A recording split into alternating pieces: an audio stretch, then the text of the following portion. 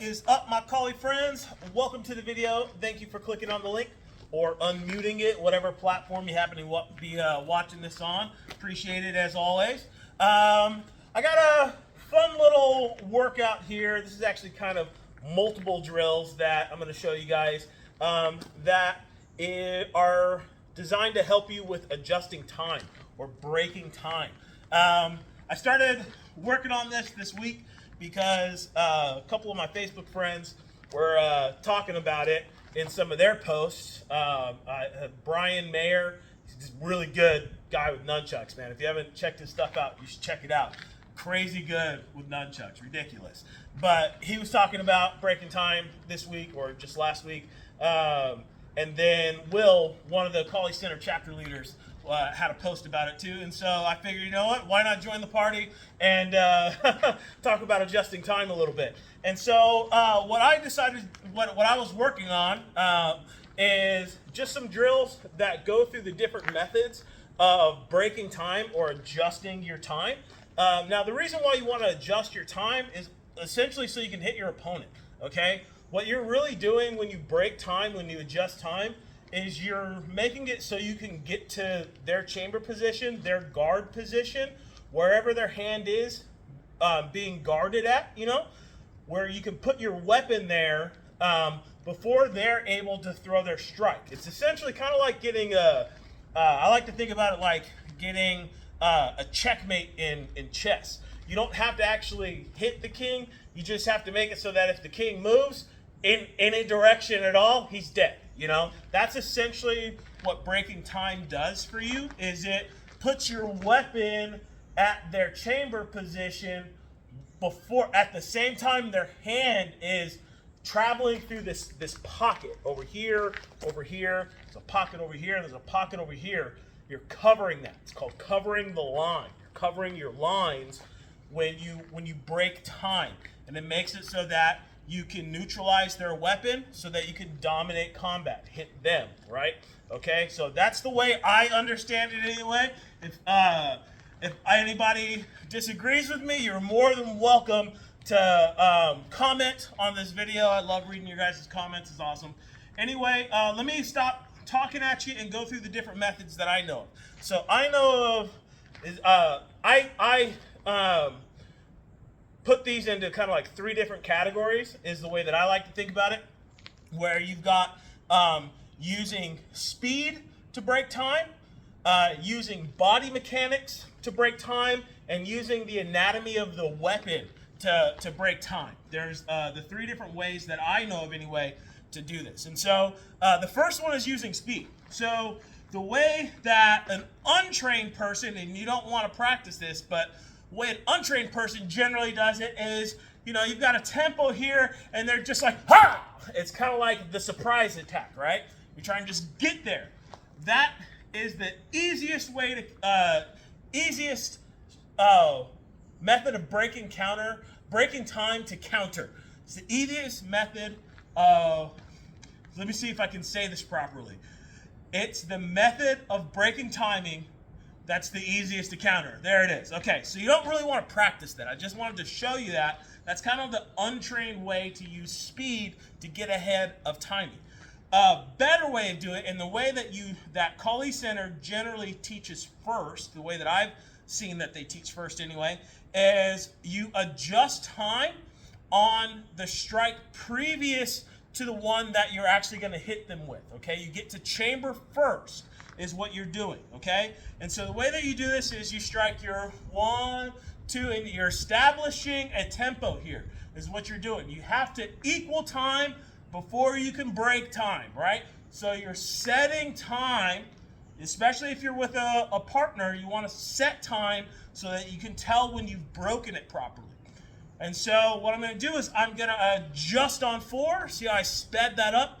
That gets me to chamber first. So when I step and strike, my weapon is going to get to the line that their hand has to travel through before their hand does, okay?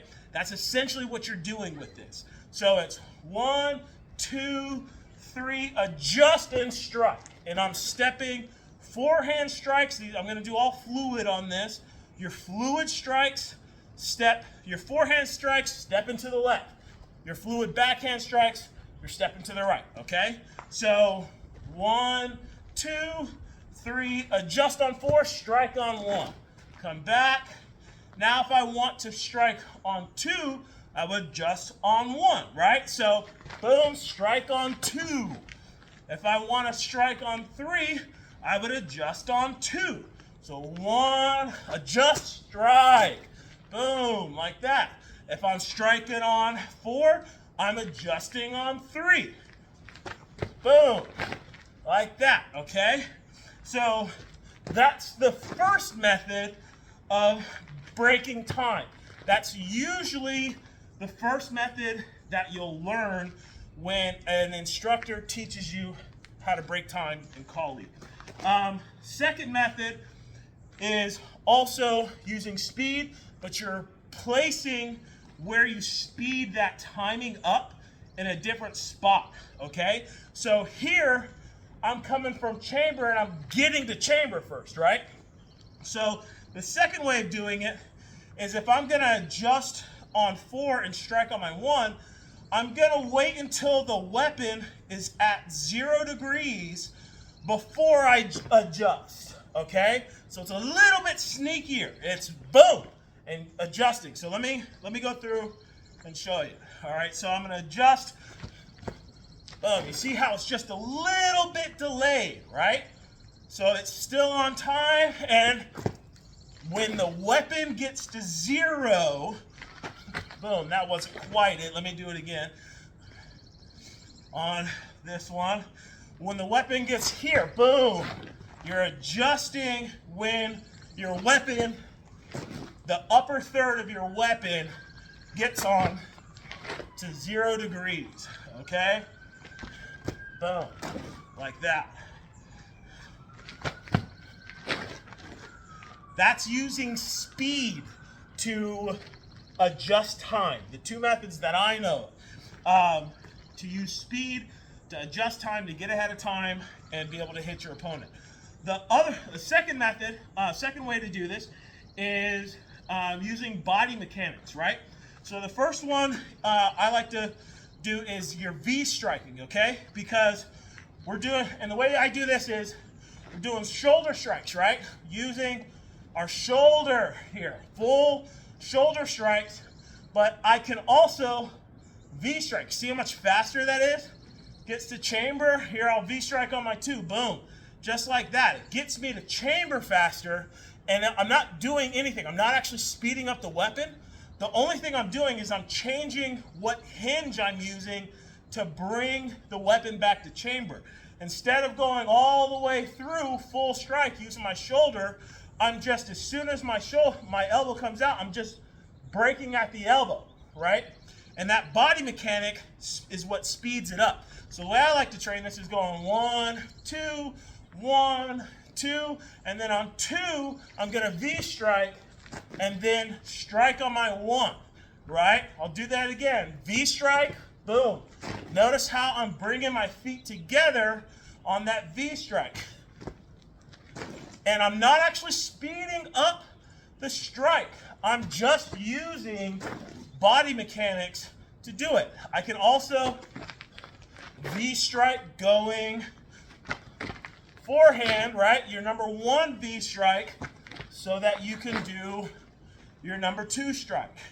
2 V strike, and so it's essentially shoulder strike, elbow strike, shoulder. So it's using your shoulder, full shoulder, right, full power, and then elbow back to full power. That's utilizing breaking it at the elbow, okay? You can also break your wrist. You can break it at the wrist also, the weapon, okay? So the way I like to train this, you actually can do this one on your 1 and 2 and on your 3 and 4, your haradas, right? And so on the 1 and 2, I just like to go 1 and 2 like I did before, and then on 2, boom, you see that? I'm coming out and I'm bringing the weapon, my hand, all the way past the center line, past my shoulder, keeping my hand off 0 degrees. The upper third of my weapon is on it, and my feet have come together. But then I break at the wrist, right? And bring my arm back over to this side of my center line. So lining this up with my shoulder brings the upper third in line with 0 degrees as I step and I strike. So that again is here, feet together, break it, boom, there's your strike. I think I'm gonna grab a stick for this.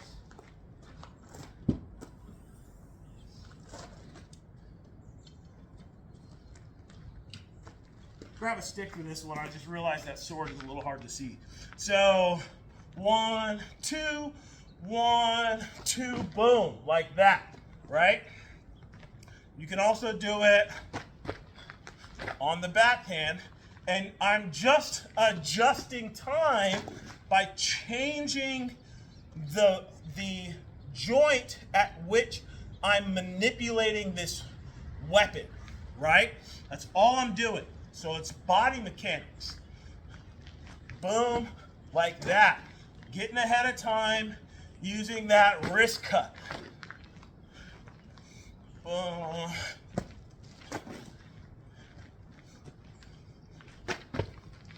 Like that. Okay, then you also have it on your 3 and 4 as well. The way I like to train this is 1, 2, 3 on 4. Instead of going to 1, I'm utilizing the rollover from 4 to 3 because when you roll your hand from 4 to 3, it's faster than when somebody does a breakover from 4 to 1. So just that mechanic, the body mechanic, puts you ahead of time. It also going from 4 to 3 puts you on 3, puts them on 1, and if you understand what strike takes what strike, your 3 takes your 1, okay? And so you go 1, 2, 3 on 4, you bring your feet together, and then you're just doing a wrist manipulation and stepping as you strike your 3. Boom. 1, 2, 3, 4, 3. Like that. 3, 4, 3. 3, 4, 3. 1, 2, 3, 4, 3. Using that body mechanic to adjust time. You also can do 1, 2, 3, 4 to 3, because your 3 is going to cover their 1 and make it so that they would have to protect their hand, pull their strike if they actually struck with that, because 3 takes 1, and then you bring your feet together on that 3, roll over the wrist and turn, and you step up right 45, and your upper third would either be picking up their wrist if they did extend, and if they didn't, you just put your upper third back a little bit and you can pick up their elbow, okay? So it would be 1, 2, 3, 4, 3, feet together on 3, and stepping on your 4. Boom. 2, 3, 4, 3, 4. 2, 3, 4, 3, 4. 1, 2, 3, 4, 3, 4. Like that, okay? On this one, I am going to get the sword. Okay, so that's using speed to adjust time. A couple of the different ways you could do that. Using body mechanics to adjust time. A couple of ways you can do that. And then you also can use the anatomy of the weapon. So what I mean is by utilizing your slash thrust. So when I'm here, right, and I would go and adjust on 4, but instead of breaking this over, I'm going to leave my tip out, and this, if you know the guards, this is your number, what is that, 9 guard position, okay? So you're basically bringing it up to your number 9 guard position and stepping in. The fact that the weapon, your edge, is closer to your opponent now is what puts you ahead of time. So you've used the anatomy of your weapon, the fact that it has extended your strike to break time with this, right? So it's 1, 2, 3, feet together, boom, I've struck right there. And it puts you there right when their hand would be at chamber, boom, right there. 2, 3, 4, boom, like that. And if I'm going on the backhand, bring your feet together on 1, backhand thrust position, boom, right here, turning and going upward. It's like a backhand center line thrust, boom. 1, 2, 3, 4, 1, thrust. 1, 2, 3, 4, 1, thrust. Boom, like that. Or you can do it from the 2, right? Here, bring your, adjust your feet when you strike your 2, leaving the tip forward, putting you ahead of time, and stepping and doing a center line thrust, a forehand center line thrust. Boom. 2, 3, boom. 2.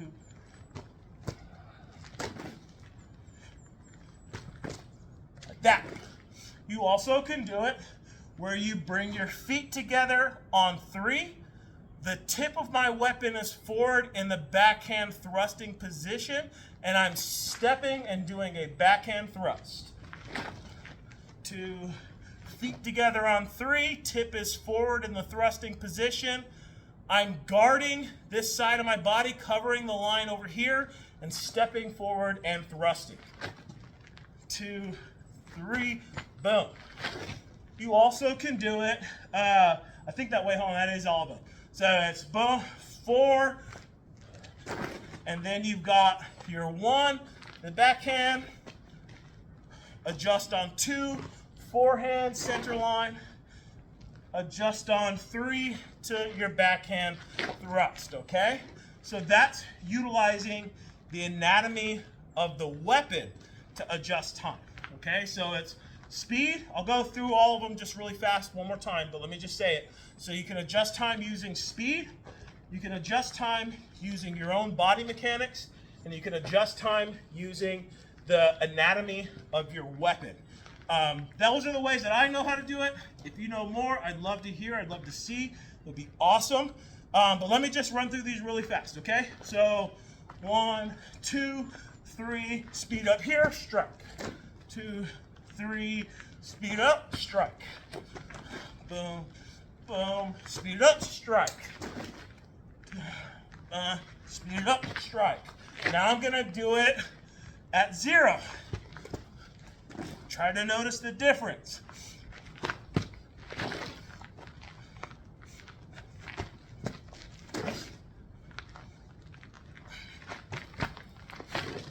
Now, using body mechanics. V-strike, boom. V-strike, boom. Now I'm gonna use wrist manipulations. Forehand, backhand, boom. Doing it on the 3 and the 4.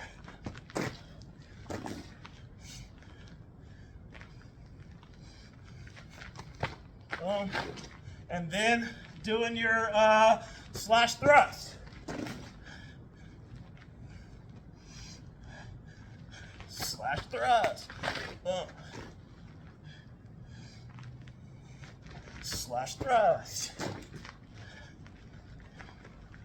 Slash thrust. Boom. Like that. That's what I got for you today.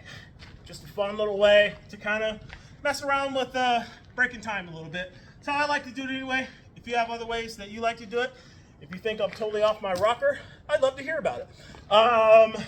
If any of you guys are in the Long Beach, Washington area, you want to learn some Kali, you should come out to my classes.